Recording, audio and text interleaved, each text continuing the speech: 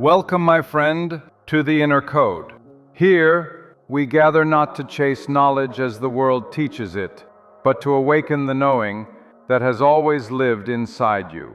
This is a sanctuary for the soul, a place where the wisdom of Neville Goddard, the mystic guidance of Abdullah, and the timeless truths of the great teachers converge and are reborn for today's world. In this space, we speak of imagination as power, faith as reality, and your own consciousness as the source of everything you will ever experience. We speak of freedom, not just from the chains of circumstance, but from the prison of old beliefs. Today we step into a living current of truth that stretches back to the quiet rooms where Abdullah instructed Neville, where vision was more real than sight, and where every word carried the weight of creation. You are about to enter that same current, and once you step in, the world you know will never look the same. If you are new here, I invite you, no, I urge you, to subscribe and walk this journey with us. And if you feel called to go deeper, to support this work and receive exclusive content that cannot be shared anywhere else, consider becoming a member of this channel. Together, we will keep this flame alive. When you are finished with this message, share it with someone you love. For truth is not meant to be hoarded. It is meant to be multiplied. And as you pass it on, you will become a part of the same chain of awakening that stretches from Abdullah to Neville to you. Now, breathe, center yourself, and step with me into a story that is not just history, it is your story. There are moments in history that do not belong to the calendar. They do not fade with the turning of years or the yellowing of paper. They live, eternal, untethered to time, because they are moments of truth. One such moment was the meeting of a young, hungry dreamer named Neville Goddard with the black mystic from Ethiopia, Abdullah. To the untrained eye, it was just another conversation between two men in New York. But in reality, it was an initiation. It was the meeting of a question and its answer, of thirst and the fountain, of restlessness and stillness. Neville had ideas, desires, ambitions, but he also had doubts, shaped by the world he had lived in, the world that told him he was subject to its laws. And then there was Abdullah, a man who walked as if the invisible bowed to him, because it did. He carried no need to convince. His presence was his teaching. His certainty was his sermon. When Neville first sat before Abdullah, he entered a field that words could barely hold. Abdullah spoke not as a man trying to reach for truth, but as one speaking from it. There was no sense of trying, no strain, no seeking. There was only the calm, immovable knowing of someone who had already found the center of the universe within. And what Abdullah knew, he did not hoard. He lived as a bridge between the sleeping and the awake. Your imagination, he told Neville, is not a toy of the mind. It is the mind. It is the creative power of God Himself, walking in you as you. Stop looking outside. Stop asking permission from the world. Step into the state of the wish fulfilled and remain there no matter what your senses scream.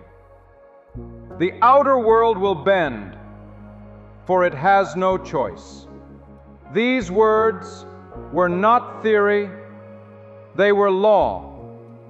Abdullah spoke them with the same authority with which the sun rises, not asking the earth's consent, but commanding its light into being.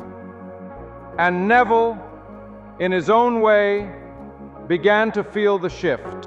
Abdullah's teaching was not about religious ritual, not about the separation of man from God, but about their unity.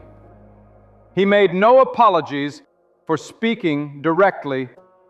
You are God in expression. Not a servant, not a distant admirer, but God in motion, clothed in human form, playing in a world you yourself have imagined. This was heresy to some, liberation to others, but to Neville, it was the seed of an unshakable awakening.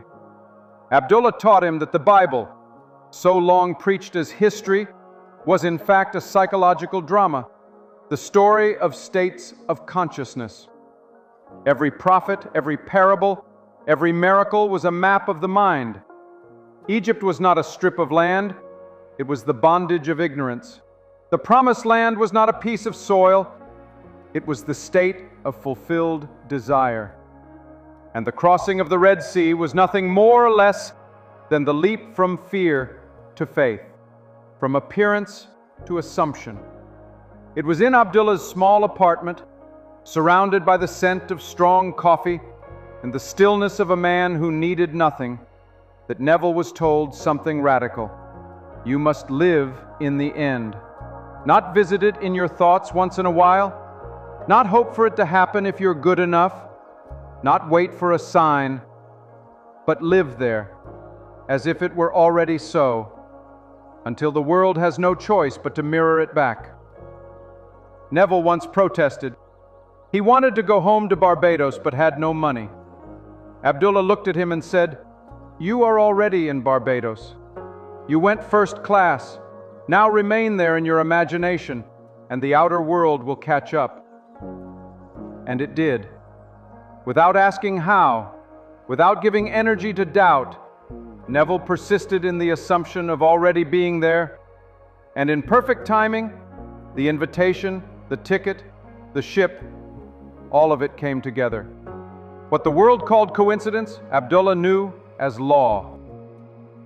This was the way of the mystic, to walk as if the unseen were more real than the seen, to ignore the storms of circumstance and remain anchored in the still waters within, to refuse the tyranny of appearances.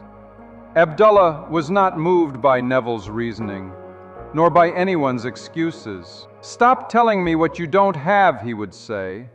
"Tell me what you have assumed. The world is only showing you what you have imagined, nothing more, nothing less." The man radiated a freedom that could not be faked. He was unmoved by the petty labels of society, race, class, status. In a time when the color of his skin was enough to invite prejudice, Abdullah carried himself with the majesty of a king who knew no one could grant or remove his crown. That crown was consciousness itself, and he wore it without shame. Those who came to him were changed, not because he gave them something they lacked, but because he made them see they had never lacked it at all. He did not build followers, he built awakeners. And here is where his teaching strikes you, here, now, in this moment, as you hear these words. You have been living in a world that told you your life is determined by forces outside you. The economy, your upbringing, your past, the opinions of others. But the truth is raw, simple, and irreversible. Nothing outside you has ever been in control. Every single thing you call your life is the shadow of your own assumptions. The people you meet, the opportunities you see or miss, the good luck or bad luck, all of it is the echo of your inner state. If you accept this, truly accept it, you hold the key to freedom that no lock can resist. If you reject it, you will spend your days rearranging shadows, mistaking them for substance. Abdullah's gift to Neville and to you was the unshakable certainty that you are the cause, never the effect. So I ask you now, what state are you living in? Not visiting on weekends, not hoping to enter one day, but living in, breathing in, sleeping in, because that is the seed from which your tomorrow will grow. You can protest that life has been unfair. You can point to your hardships, your losses, your pain, and yes, they are real, in the sense that you have experienced them, but they are not eternal. They are not masters over you. They are the fruit of past planting, and new seeds can be sown now. And this is the beauty. You do not need permission. You do not need the world to agree. You do not need to see how it will happen. You only need to choose your state and refuse to leave it. Abdullah lived this truth. Neville embodied it. And now it stands before you asking, will you? Because there is a moment, and for you it may be this moment, when the words stop being Neville's teaching or Abdullah's philosophy and become your own law. When you no longer listen just to be inspired, but to awaken. You have heard the call before, in your dreams, in the quiet ache for something more, in the strange certainty that there is a power inside you that you have not yet claimed. This is that power. This is that call, and there will never be a better time to answer than now. So close your eyes, not to escape the world, but to see it as it truly is. Step into the end of your desire, feel it real, live there, refuse to leave, and watch as the outer world bows to the kingdom you have built within. Remain in that inner kingdom, hold it, protect it as you would a flame in the wind, because the world will come with its gusts. Facts, figures, opinions, headlines, all designed to convince you that your inner knowing is a lie. This is where most turn back. They step into the state of the wish fulfilled for a moment, feel its warmth, and then let the chill of reality pull them out. They confuse the delay for denial, the silence for absence. But Abdullah would have none of that. Do not leave the state, he told Neville, no matter what the senses say. Persist. The senses will lie, but the law will not. Understand this. The moment you assume a state, creation is finished. The seed has been planted. The delay you see is not inactivity. It is gestation. Just as no farmer digs up the seed every morning to check if it has sprouted, you must resist the urge to interfere with the unseen processes of your own imagination.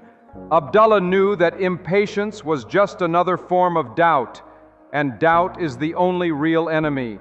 It is not life's obstacles that stop us. It is the story we tell about them. He walked through life as though he had already received every good thing he desired, not because he was pretending, but because he knew that the outer world was only the slow echo of the inner. The moment he imagined, the moment he accepted it as done, he was free. Neville learned to do the same, and in time he saw that this was the great reversal.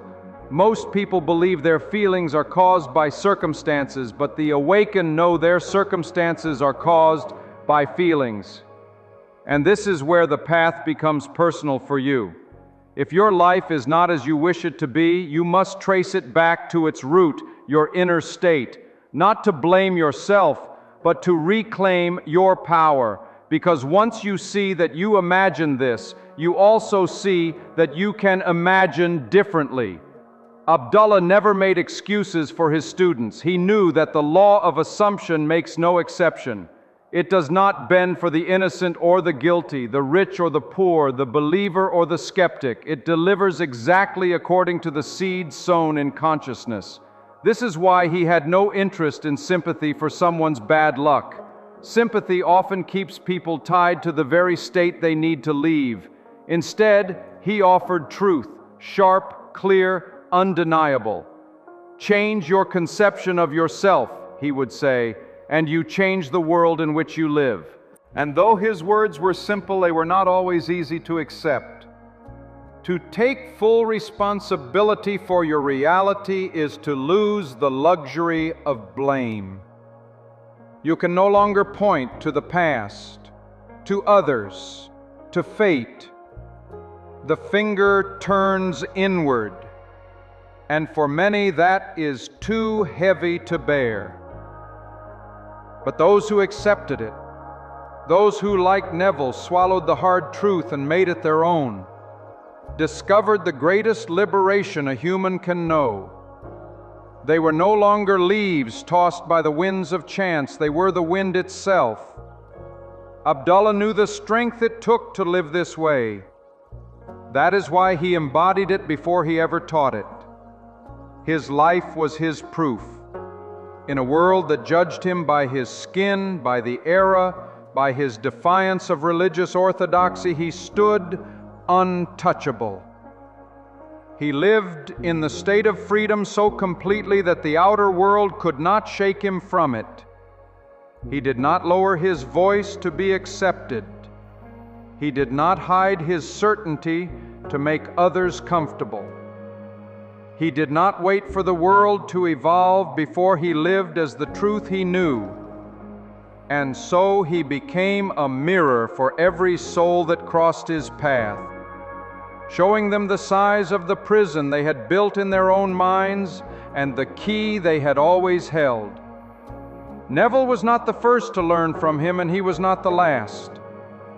The teaching is eternal because the law is eternal. It is not bound to any teacher, any culture, any religion. It is bound only to consciousness itself, and consciousness is bound to nothing. You are free now. Not later, not when conditions improve, not when you have earned it.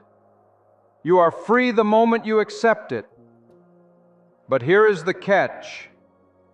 Freedom without direction is chaos. You must choose your state. If you do not, the world will choose it for you, and you will live reacting to a script you did not write. This is why Abdullah's instruction was so precise. Live in the end. Choose the destination before you set out, and refuse to walk any other path in your mind. Neville learned to make his inner world so vivid that the outer became irrelevant. When he desired something, he would construct a scene that implied its fulfillment.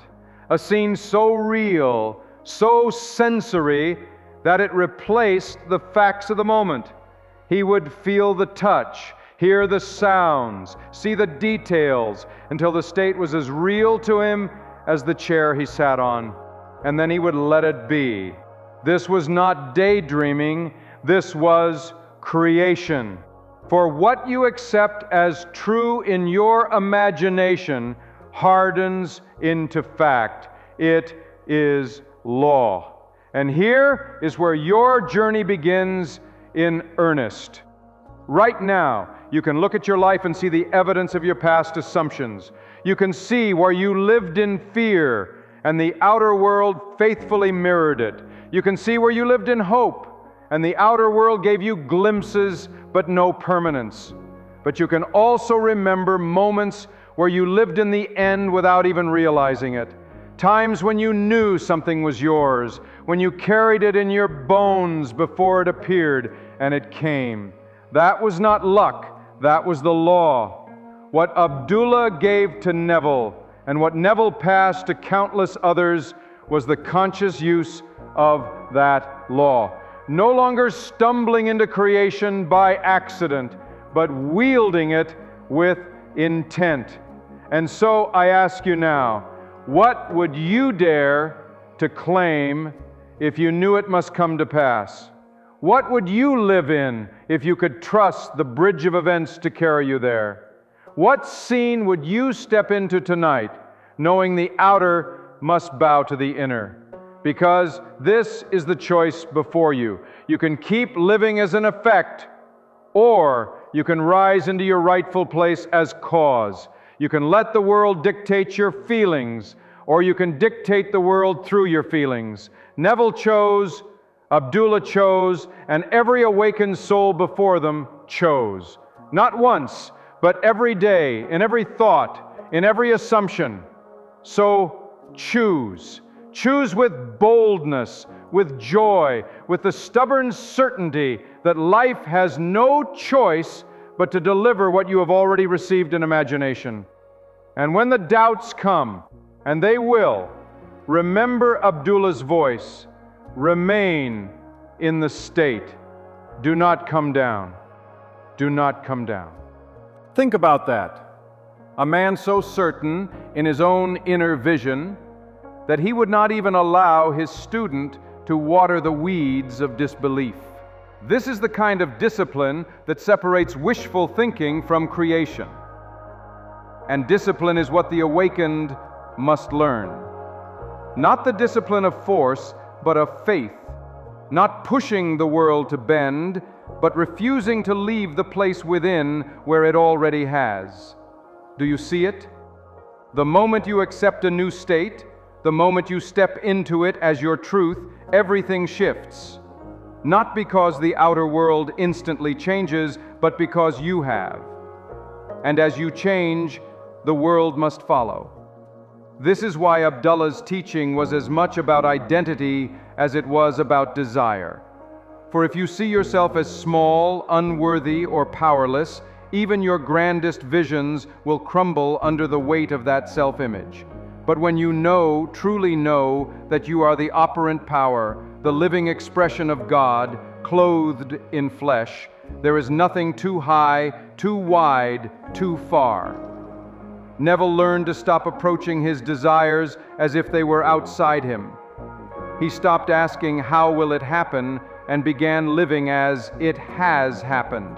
And the bridge of incidents, those invisible, perfect arrangements of people, events, and timing, began to appear. Not because he chased them, but because he occupied the state from which they naturally flowed. Abdullah once told him, "You went to Barbados. You arrived in style. Now walk as if you never left." Neville obeyed, and the outer world caught up with his inner journey. This is the great paradox. You must first become the person who has it before you can have it. And becoming is not about years of grinding effort. It is about one decisive step into the state. The outer will take as long as it needs, but the inner shift is instantaneous. For some, this truth feels too simple. They want rituals, steps, proof. They think creation must be difficult because they have been taught that value comes from struggle. But the law of assumption laughs at such rules. It asks only that you choose and remain. And here is where the world will test you. You will be asked to stand in your assumption when nothing supports it, to bless the unseen when the seen mocks you, to give thanks for the harvest while your hands still touch the bare earth. Abdullah never sugar-coated this. He knew that persistence is the price, not payment to the universe, for the universe is you, but payment to yourself, to prove you will not abandon the state when the winds rise. Those who can do this, those who can persist without flinching, find themselves living lives that others call miraculous, but to them it is simply law. And so you must ask yourself, will I be the one who leaves the state when the evidence is slow, or will I be the one who stays until the world has no choice but to yield? Because there will come a night, maybe soon, when you lie in bed and the noise of the day falls away, and you will remember these words. And in that stillness, you will choose. You will decide who you are, what is yours, and you will feel it real. That choice will echo into the unseen, and the unseen will answer. Neville once said, "An assumption, though false, if persisted in, will harden into fact." This is not philosophy. It is the mechanics of reality. Your world cannot resist the state you refuse to leave. This is what Abdullah gave him, and this is what is now placed in your hands. You may not have a mentor in a physical room pouring coffee as they correct your thinking, but you have this law, and it will mentor you more faithfully than any person could. For every moment you slip into doubt, it will mirror it back to you. Every moment you return to faith, it will mirror that too. The mirror never lies. And here is the grace. The past is powerless. The moment you change your state, the momentum begins to turn. The bridge of incidents starts building itself, and if you persist, it will carry you, without strain, without forcing, to the fulfillment of your assumption. So tonight, when the noise of the day fades, I urge you, step into the end. Feel it until it is more real than the walls around you. And tomorrow, rise as if you have always lived there. And when the world asks you why you are so calm, so certain, so unshaken by the storms, you will smile.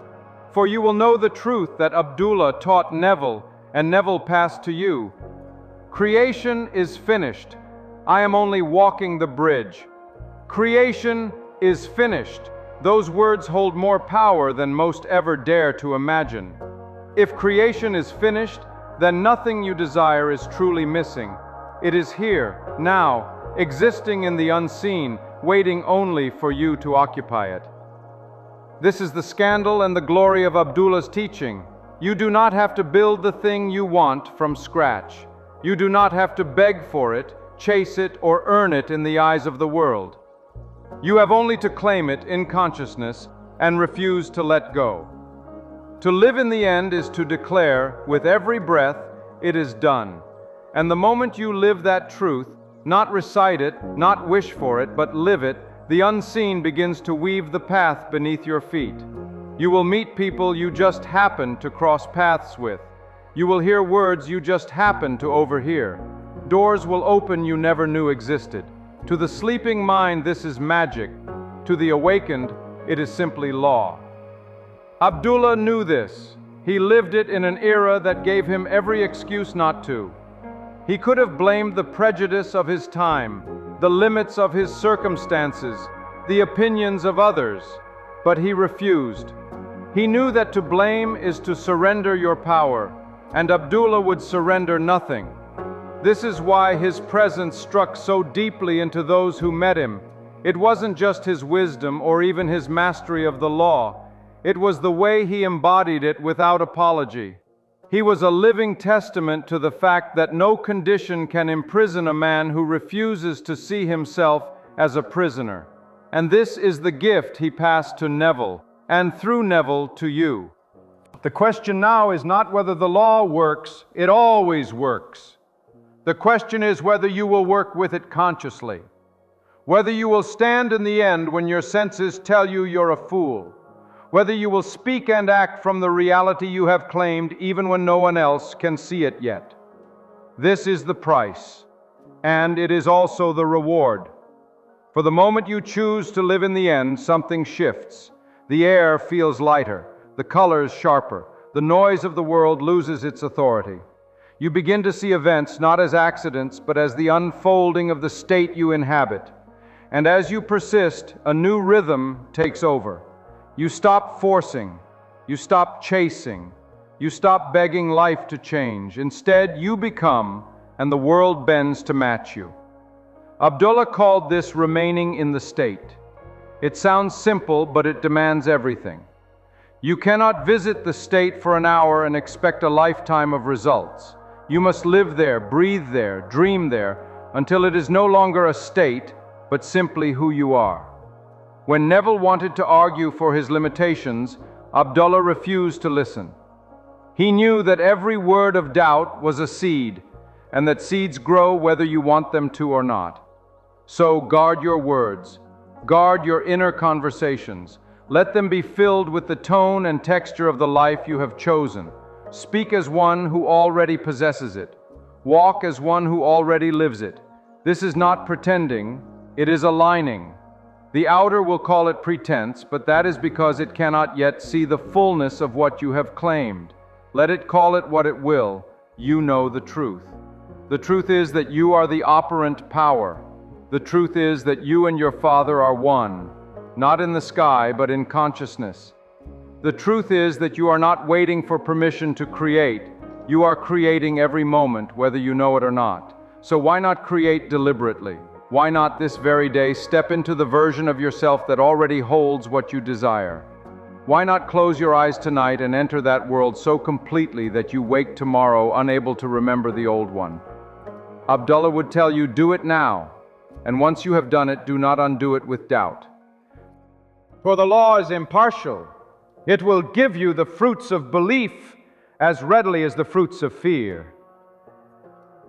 It will manifest your doubts with the same precision as your desires. This is why your inner world must be guarded like a treasure. It is your treasure. You may have been taught that life is a long climb up a hard hill, that the best you can hope for is a little comfort before the end. But that is the gospel of the sleeping. The awakened know better. The awakened know that life is not something happening to them, but something happening through them. Neville became one of those awakened. He took the seed Abdullah planted and carried it to countless others. And you, hearing these words now, are part of that same lineage. It is no accident that you are here. It is no accident that your heart quickens when you hear of living in the end, of assuming the wish fulfilled, of the law that cannot fail. This is your soul remembering its power. So take it, and make it yours. Tonight, choose a state. Choose it as you would choose a home to live in, carefully, deliberately, joyfully. Move in completely. Unpack your belongings. Decorate the walls. Live there until you forget you ever lived anywhere else. And when the outer world begins to rearrange itself, as it must, accept it with gratitude but not surprise. For you will know that you did not attract it, you created it, in the only place creation ever happens, within. This is the legacy of Abdullah. This is the proof of Neville. And now it is the invitation before you. Do not delay. Do not wait for better timing. There is no better timing than the moment you decide. The law will meet you exactly where you stand. And if you stand in the end, in the fulfilled desire, then the bridge will appear. And as you walk it, you will see what all the great mystics have seen, that the world is not happening to you, it is happening from you. When that knowing settles into your bones, you will never again bow to circumstance. You will never again plead with the outer to give you what you have not yet given yourself in imagination. You will walk as Abdullah walked, free, fearless, unshaken. And when others ask for your secret, you will smile. You will pour them a cup of coffee, perhaps, and say simply, remain in the state. Do not come down. Because in those words, as in all true things, is the whole of the law. If these words have stirred something within you, if they have reminded you of the power you've always held, then carry this truth forward. Live it, breathe it, and watch your world bend to the state you refuse to leave. I invite you to join this journey with us. Subscribe so that every new message finds you right when you need it most. And if you feel called to go deeper, to help keep this flame alive and receive exclusive teachings we cannot share anywhere else, become a member of this channel. You'll find the link in the description. Every act of support helps me bring you more of what matters: truth, power, awakening. And when you're done here, share this message with someone you love. Let it be the spark that lights their way, just as it has lit yours. Walk in your end. Do not come down. And I'll see you in the next chapter.